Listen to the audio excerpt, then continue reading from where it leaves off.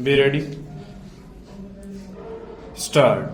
As is evident from the referral order, the division bench was of the view that so long as Section 25 bracket 2 of the Societies Registration Act 1860 existed on the statute book, no mandamus could have been issued by the court directing any authority other than the registrar to hold elections of registered societies stock. It was further observed that a mandamus so issued would be contrary to law stock. It is based upon the said conclusions that the first question has been framed for our consideration stanza.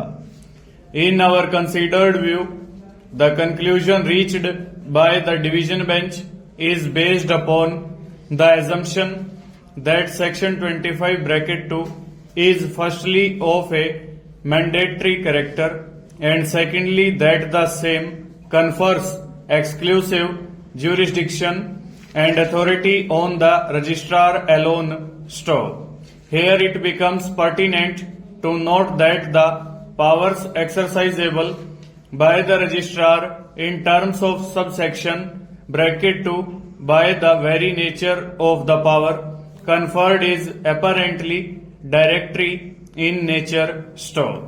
The power conferred on the registrar becomes exercisable upon him being satisfied that an election of office bearers of a society has not been held within the time specified under its rules or by laws stock.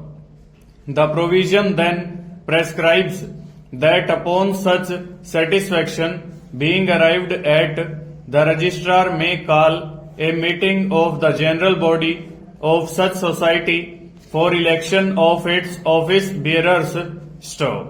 It becomes further relevant to note that all further actions that the registrar takes from this point onwards has to be in accordance with the provisions of the rules of the society relating to meetings and elections stanza.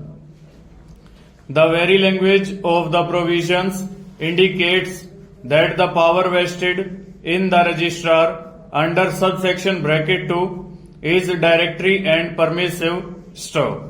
Subsection bracket 2, in our considered opinion, is neither couched in mandatory terms nor is it liable to be interpreted in a manner where we may be compelled to hold that the registrar must necessarily convene a meeting of the general body of the society immediately upon the term of the erstwhile committee having come to an end or fresh elections having not been held stock.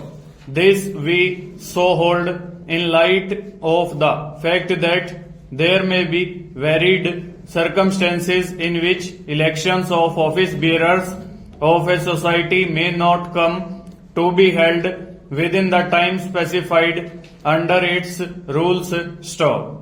It cannot be said that in all situations where elections of office bearers of the society have not been held, the same is attributable to a deliberate default on the part of the existing office bearers stock.